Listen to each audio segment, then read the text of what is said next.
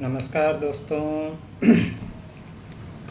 आज मैं आपको पामिस्ट्री में आगे लेके चलता हूँ। आज मैं बताऊँगा आपको कि जब हम फिंगर का रीडिंग करना शुरू करेंगे, फिंगर को देखेंगे पामिस्ट्री में, तो सबसे पहले हमको इसका टिप देखना है और टिप में देखना है नेल को, नाखून को। तो एक सभ्य, पहले तो जो सभ्य पुरुष होते हैं उसके नाखून बड़े नहीं होते क्योंकि उसमें गंदगी आती है। कुछ फीमेल रखती हैं बड़ी नाखून, तो उनका वो सौंदर्य का हिस्सा है तो वो रख सकती हैं, लेकिन साफ़ सफाई का ध्यान रखना चाहिए। लेकिन एक सभ्य और नरोत्तम पुरुष जो होता है वो अपने नाखून को हमेशा साफ़ सुथरा और कटे हुए रखता है। अब इसमें हमें देखना क्या है, पामिस्ट्री मतलब क्या कि हाथ की खूबसूरती से ही आप अपना फ्यूचर, प्रेजेंट और पास्ट को निकालते हैं इससे। तो खूबसूरती होनी चाहिए, हाथ पाम की खूबसूरती होनी चाहिए, हथेली की खूबसूरती होनी चाहिए, उंगलियों की खूबसूरती होनी चाहिए। तो ऑब्वियसली इसमें नाखून का भी खूबसूरती होना चाहिए।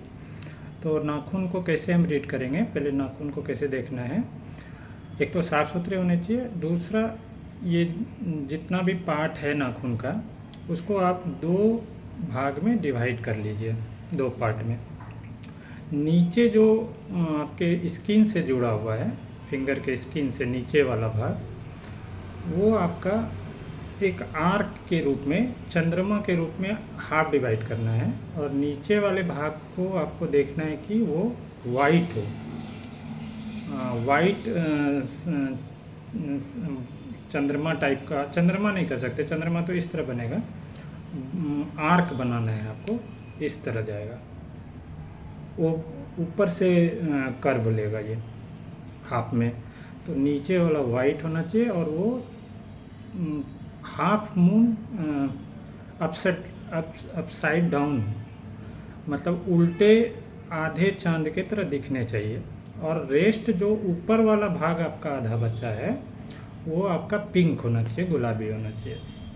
तो वो एक खूबसूरत नाखून और टिप, फिंगर टिप वाले पुरुष होते हैं। इसका इफ़ेक्ट आता है जब मैं इसका एक्सप्लेनेशन करूँगा बाद में, जब रीडिंग करना शुरू करूँगा तो उसका इफ़ेक्ट मैं बताऊँगा आपको। दूसरा चीज़, आपको दूसरी साइड, इसके बैक साइड में जो फ्रंट साइड है, मतलब नाखून के बैक साइड यानी उंगलियों का फ्रंट साइड, फ्रंट साइड में जो सबसे ऊपर वाला पोरवा है जिसको थर्ड फ्लैंज बोलते हैं, तो इसमें भी साइन और मार्किंग होता है, उसको भी आपको देखना है। तो मार्किंग में इसमें एक कोंच बनता है शंख आकार का, और दूसरा राउंडल शेप में बनेगा जिसको चक्र बोल सकते हैं आप, चक्र के आकार का। तो वो क्या है, इसमें क्या देखना है, फर्स्ट फ्लैंज में आप देखेंगे कि हर एक उंगलियों का एक इम्प्रेशन होता है, जो छोटी छोटी बारीक एकदम लाइंस होती हैं उसको इम्प्रेशन बोलते हैं। जो अंगूठे का आप कहीं पे निशान लगाते हैं, thumb impression, just like that पांचों उंगलियों का एक इम्प्रेशन होता है। और उस इम्प्रेशन को आपको बड़े गौर से देखना है। अगर देखने से नहीं पता चलता, क्योंकि खुली नग्न आँखों से ये समझ पाना थोड़ा मुश्किल होता है, तो आप इसमें स्याही लगा करके, इंक लगा करके कहीं पेज पे प्रिंट कर लीजिए और फिर उस बारीक लाइन के डिज़ाइन को आपको देखना है। और उस डिज़ाइन में आपको फाउंड करना क्या है कि कौन सा डिज़ाइन आपका कोंच के तरह है यानी शंख के आकार का दिख रहा है, और कौन सा आपका चक्र के आकार का यानी राउंडल शेप में दिख रहा है। जो कोंच के आकार का बारीक लाइन होगा वो एक तरफ सारी लाइनें घूम घूम के एक दिशा में, एक डायरेक्शन में फ्लो होंगी।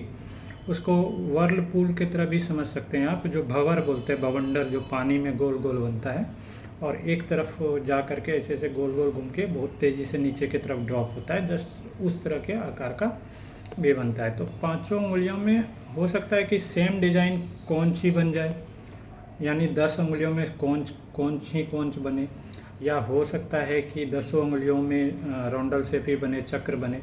या ये भी हो सकता है कि कुछ में कॉन्च बने और कुछ में आपका राउंडल शेप बने। तो सारे जो कॉम्बिनेशन इसके बनेंगे, कुछ कॉन्च और कुछ राउंडल शेप का चक्र बनेगा, तो उस सब के गिनती को कलेक्टिव रूप से ले करके हम लोग